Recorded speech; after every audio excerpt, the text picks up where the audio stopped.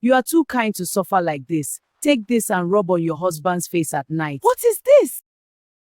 Amanda and her friend Lala walked past an old woman sitting on the dusty ground begging. The old woman stretched out her trembling hands and begged them to give her something. Lala whispered, "Let's go. She looks like a witch. It's dangerous helping these people." Amanda hesitated, felt pity, pushed Lala's hand away, and gave the old woman all the cash she had. After they walked a few inches away, the old woman called her back. "I see you are kind, and you don't deserve what is happening. Take this, rub it on your husband's face when you get home." Amanda grew up in the house of Maman Kosi and Papa Jalou, believing they were simply strict parents who loved her in their own way.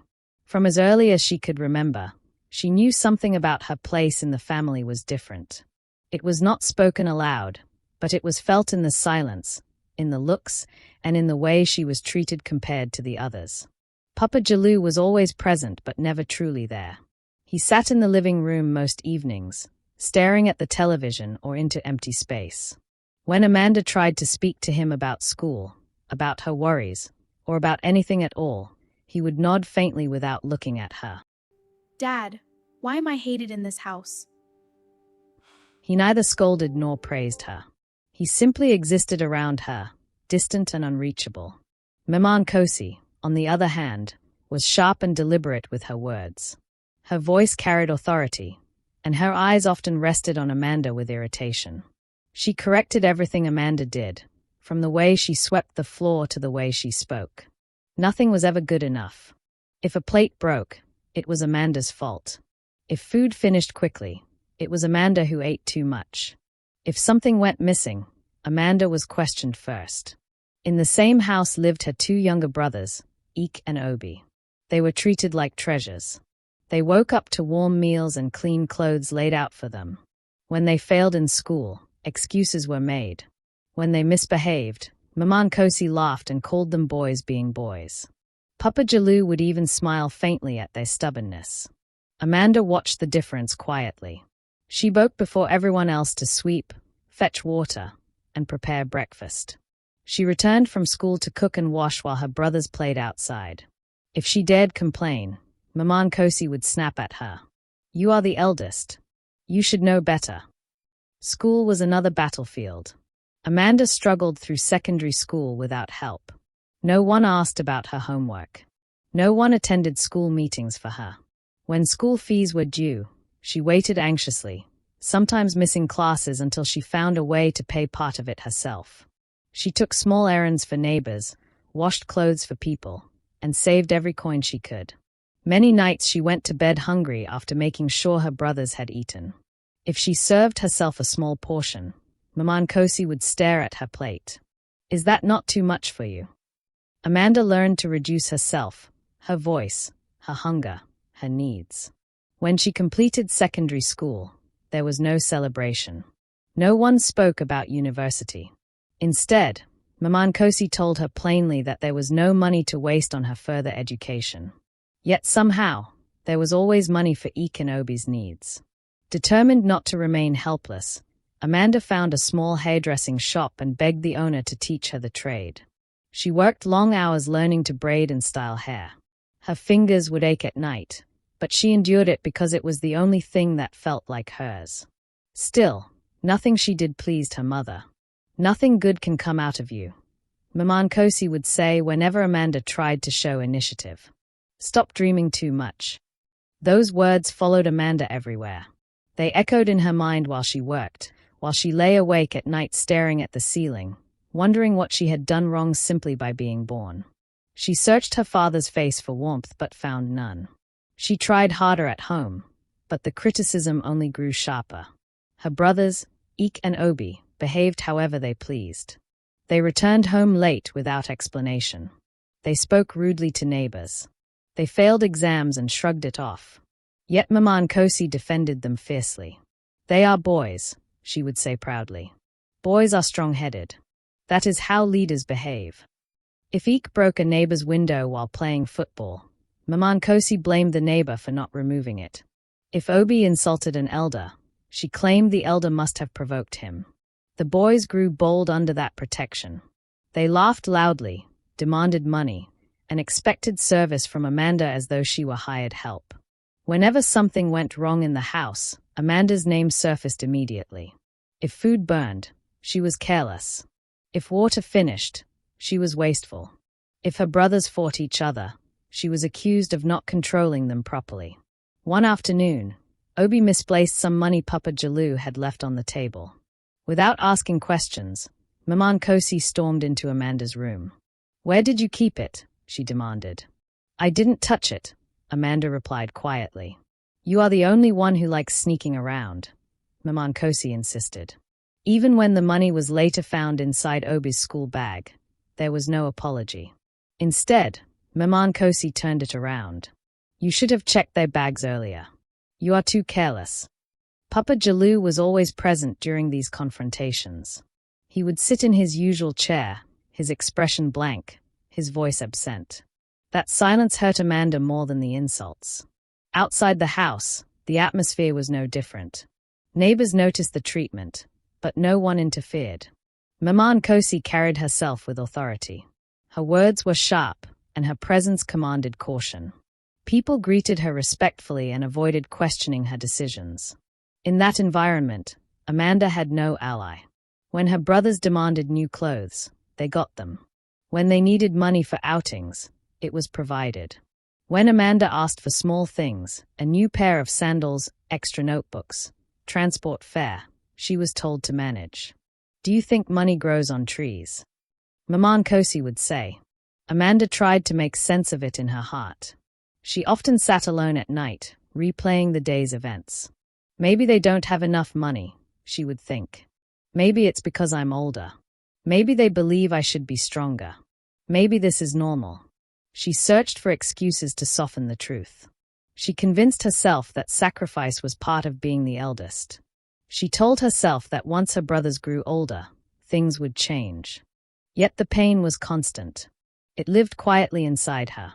When her brothers laughed at the dining table while she served them, she felt it. When Maman Kosi praised Eek for doing the smallest chore while ignoring Amanda's endless work, she felt it. When Papa Jalou avoided her eyes after she was wrongly accused, she felt it most deeply. She learned to swallow her tears before they fell. She learned to speak less and observe more. She learned to shrink her expectations so disappointment would not crush her entirely. The decision to leave did not come suddenly. After years of swallowing disappointment, every insult, every unfair comparison, every night she went to bed hungry. One evening, after Maman Kosi dismissed her efforts yet again, Amanda realized that if she stayed, nothing about her life would ever change. She had learned hairdressing. She had skill in her hands. She had endurance. What she did not have was opportunity. And so she decided she would go to Lagos and find it. When she told her parents, the reaction was exactly what she expected. Maman Kosi laughed first. It was not a joyful laugh. It was sharp and mocking. "Lagos," she repeated. "For what? What do you think you will become there?" Amanda stood quietly, her bag already half-packed in her small room. "I want to work," she said. "I want to do something better." Maman Kosi's face hardened. "Stop dreaming. Just help your brothers." The words fell heavily in the room. Amanda looked toward Papa Jalou, hoping for even the smallest support. He sat in his usual place, staring ahead. He did not agree with his wife, but he did not disagree either. Lagos welcomed her with Lagos, noise, movement, please be and kind to me. indifference. The city did not ask where she came from or what she had endured. It only demanded strength. Amanda found a small salon tucked between two crowded shops. The owner agreed to let her work and sleep there.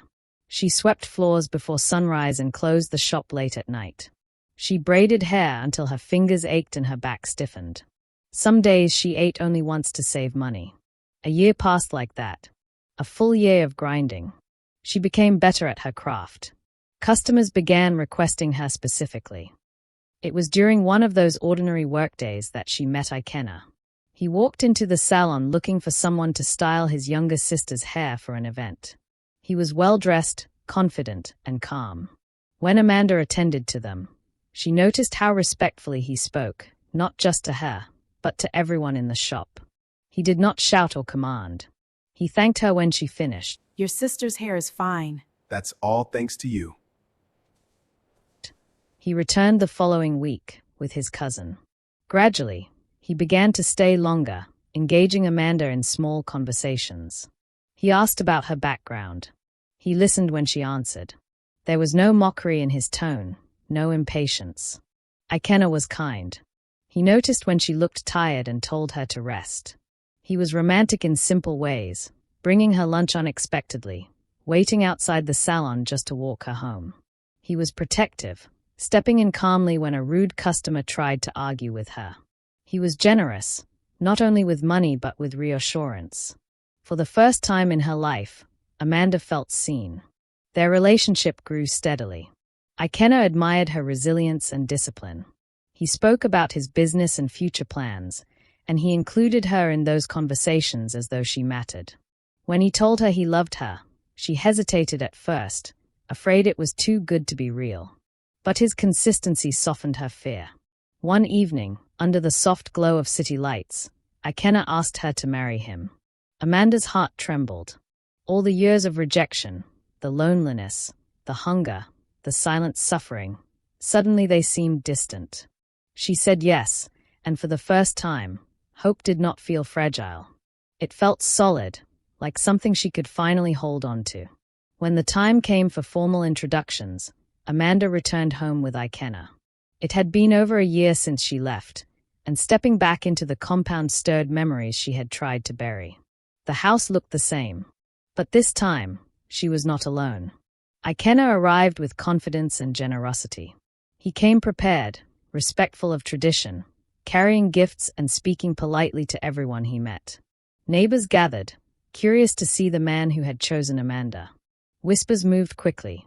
He is wealthy, well-established, and well-mannered. For the first time in her life, Amanda saw something she had never seen before on the face of Maman Kosi. It was a smile. It was wide, deliberate, and almost theatrical. She welcomed Ikenna warmly, her voice suddenly sweet, her posture humble. She praised his success and called him our son, as though she had always been waiting for him. The sudden change unsettled Amanda, but she tried not to dwell on it. During the gathering, after the greetings and formalities, Maman Kosi let out a laugh that drew attention.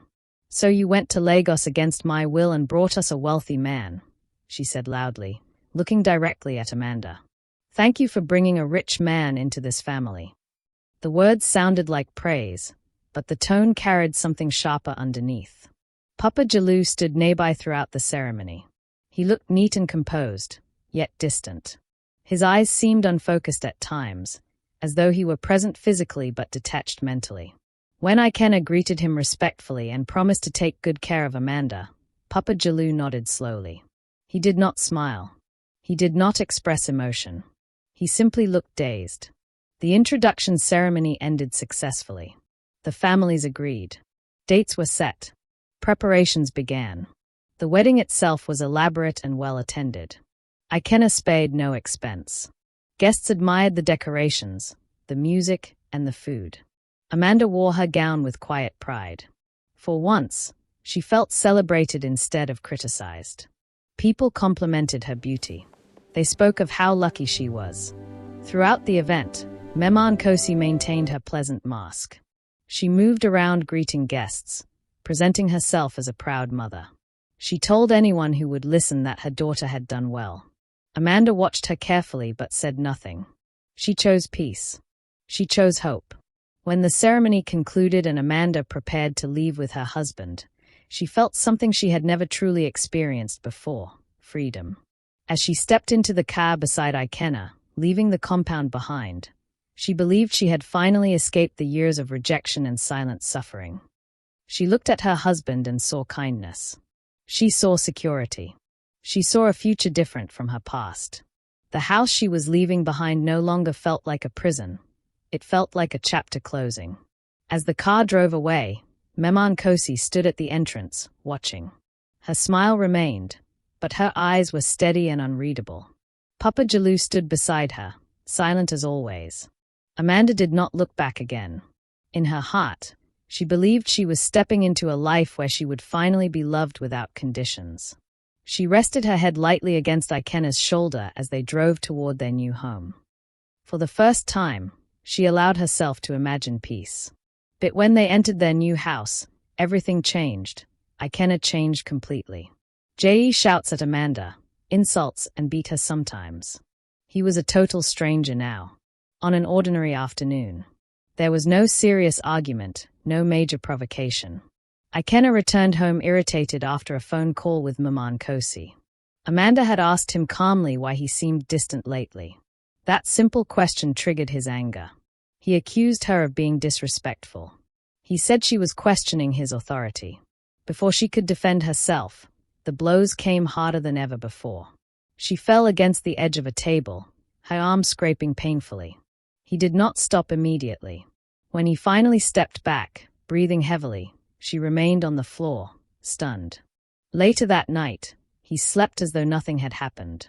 Amanda lay awake, her body aching. Something inside her shifted. Not rage, not rebellion, just exhaustion. She realized she could not continue pretending this was normal. The next morning, she dressed slowly for work. Every movement hurt. She covered the bruise on her cheek with makeup and wore a long-sleeved blouse to hide the marks on her arm.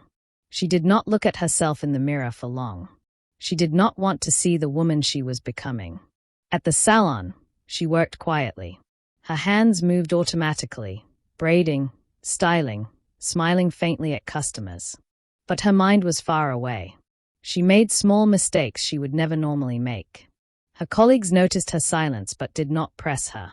The next day, she dressed beautifully to work. She was now working for herself. And at the close of work, a bee friend decided to follow her home. They walked side by side along the quiet city road. Then they saw the old woman sitting on the dusty roadside. She looked frail, her clothes worn, her back slightly bent. She stretched out trembling hands toward them. "Please, help me," the old woman pleaded softly. A bee stiffened immediately. She leaned closer to Amanda and whispered urgently, "Let's go. She looks like a witch. It's dangerous helping these people." Amanda slowed down. She looked at the woman carefully. There was no threat in her eyes, only weariness. Something about her presence felt strangely calm. Amanda remembered the hunger she had known growing up. She remembered sleeping without food while others ate. Without speaking, she pushed Abia's hand away. She opened her purse and took out all the money she had earned that day and placed it gently into the old woman's shaking hands. The old woman looked up at her, her gaze suddenly sharper than before. She muttered a quiet blessing and began to stand. Amanda and Abi turned to continue their walk. They had barely taken a few steps when the old woman's voice called out again. "You," she said firmly. Amanda stopped and turned back. "I see you are kind," the old woman continued, her voice now steady. "And you don't deserve what is happening to you." Amanda felt her heart skip. The words landed too precisely. Abi gripped her arm nervously. The old woman reached into a small cloth bag and brought out a tiny bottle. She held it out to Amanda. "Take this," she said. "When you get home, rub it on your husband's face while he sleeps." Abi gasped quietly. "Don't take it," she whispered. Amanda stared at the small bottle. It looked ordinary, wrapped in simple fabric. But the woman's eyes held something unexplainable, certainty. After a moment that felt longer than it was, Amanda reached out and took it.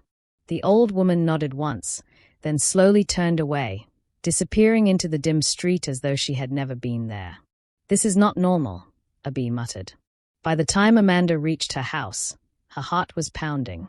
She slipped the bottle into her handbag before entering. Inside, the atmosphere was as tense as always. Ikena sat in the living room scrolling through his phone. He barely glanced at her, and the beatings at home continued. One evening, Ikena came again to her and accused her of stealing his money. He beat her mercilessly till she almost fainted.